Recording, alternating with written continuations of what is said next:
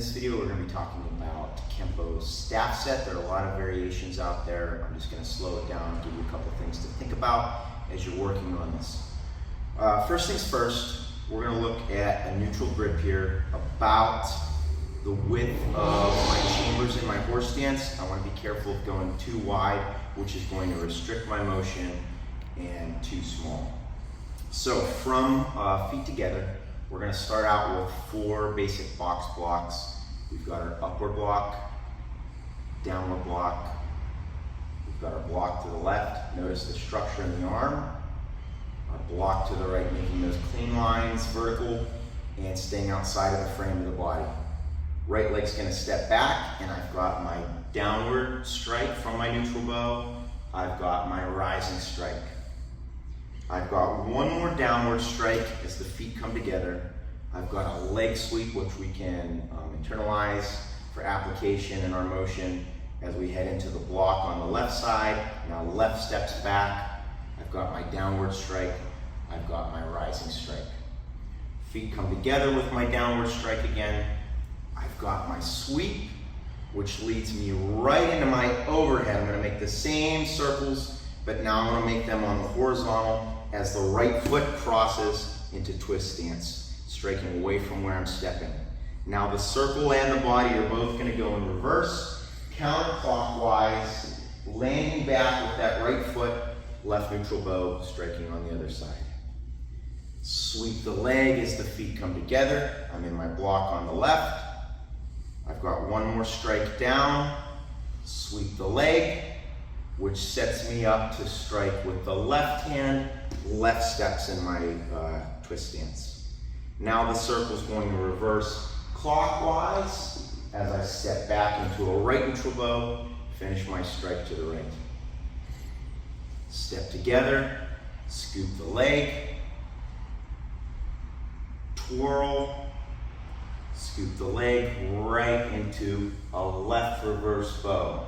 Now you notice the block above is going to contour, it's going to match the shape of the leg, and I'm also going to be aware of the fingers. Since I have a deflecting angle, I want to be able to adapt the grip of the block. Transition into forward bow. As the bow comes down on the shoulders, you can imagine somebody grabbing from behind.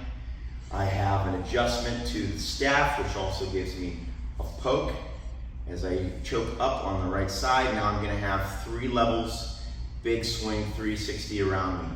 I've got high swing, mid swing. As I drop into a wide knee, a low swing, the staff comes back, and I finish with a snapping side kick, thrust.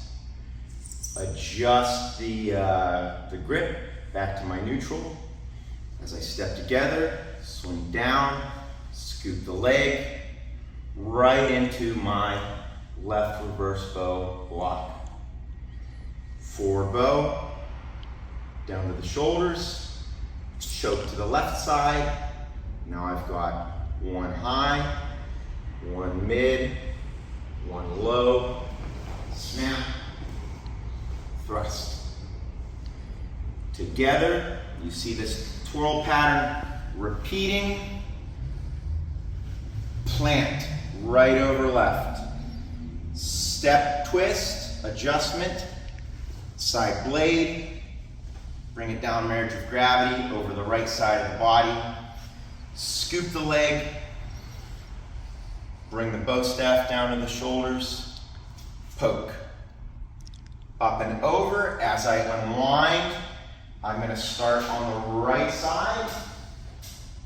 Scoop. Plant, twist, blade kick, land. Scoop the leg, twist, rear crossover, drop the bow staff on the shoulders. Here's my poke to the left.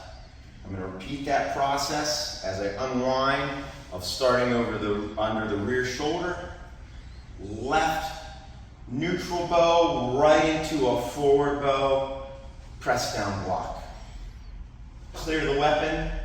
I'm going to strike up as I step, landing at 6 o'clock, striking down.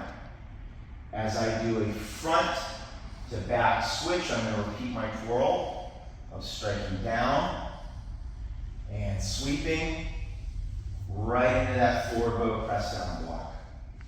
Clear the weapon, step to strike up, land to strike back to 12 o'clock.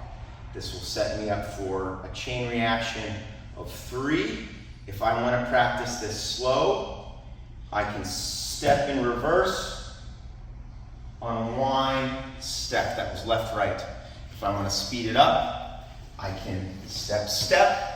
And my final goal is to put that into a little dragon hop right, left, making sure that that staff is making as vertical a wagon wheel posture as straight up as I can.